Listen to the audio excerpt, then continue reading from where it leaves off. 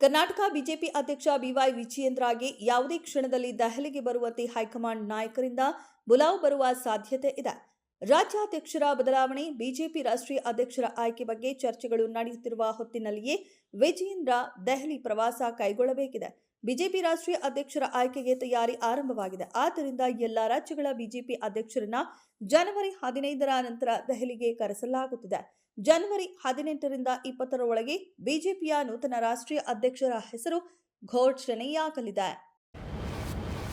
ಅಕ್ರಮವಾಸಿಗಳಿಗೆ ಕನ್ನಡಿಗರ ತೆರಿಗೆ ಹಣದಲ್ಲಿ ಶಾಶ್ವತ ಮನೆ ಅಂದ್ರೆ ಏನರ್ಥ ಎಂದು ಕೋಗಿಲು ಲೇಔಟ್ ನಿವಾಸಿಗಳಿಗೆ ಮನೆ ಕಟ್ಟಿಸಿಕೊಡುವ ರಾಜ್ಯ ಸರ್ಕಾರದ ನಿರ್ಧಾರದ ವಿರುದ್ಧ ಸಿಟಿ ರವಿ ವಾಗ್ದಾಳಿ ನಡೆಸಿದ್ದಾರೆ.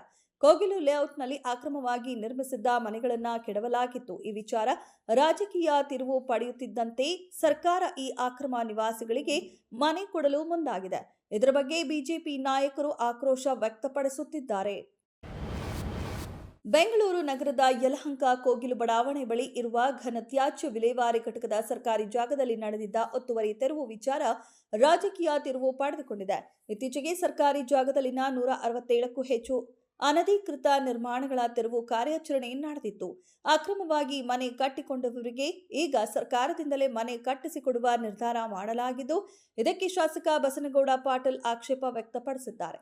ಸರ್ಕಾರಕ್ಕೆ ನಿಜಕ್ಕೂ ಕಾಳಜಿ ಇದ್ರೆ ಉತ್ತರ ಕರ್ನಾಟಕದಿಂದ ಬೆಂಗಳೂರಿಗೆ ವಲಸೆ ಬಂದವರಿಗೆ ಮನೆ ಹಂಚಿಕೆ ಎಂದು ಒತ್ತಾಯಿಸಿದ್ದಾರೆ.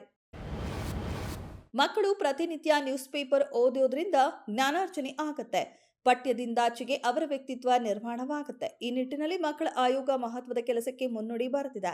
ರಾಜ್ಯದ ಎಲ್ಲ ಸರ್ಕಾರಿ ಅನುದಾನಿತ ಹಾಗೂ ಅನುದಾನ ರಹಿತ ಶಾಲೆಗಳಲ್ಲಿ ದಿನಪತ್ರಿಕೆ ಓದುವುದನ್ನು ಕಡ್ಡಾಯಗೊಳಿಸುವಂತೆ ರಾಜ್ಯ ಮಕ್ಕಳ ಹಕ್ಕುಗಳ ರಕ್ಷಣಾ ಆಯೋಗವು ಸರ್ಕಾರದ ಮುಖ್ಯ ಕಾರ್ಯದರ್ಶಿಗೆ ಪತ್ರದ ಮೂಲಕ ಒತ್ತಾಯಿಸಿದೆ. ಈ ಸಂಬಂಧ ರಾಜ್ಯ ಸರ್ಕಾರದ ಮುಖ್ಯ ಕಾರ್ಯದರ್ಶಿ ಡಾಕ್ಟರ್ ಶಾಲಿನಿ ರಜನೀಶ್ ಅವರಿಗೆ ಆಯೋಗದ ಅಧ್ಯಕ್ಷ ಶಶಿಧರ್ ಕೋಸಂಬೆ ಅವರು ಪತ್ರದ ಮೂಲಕ ಮನವಿ ಮಾಡಿದ್ದಾರೆ.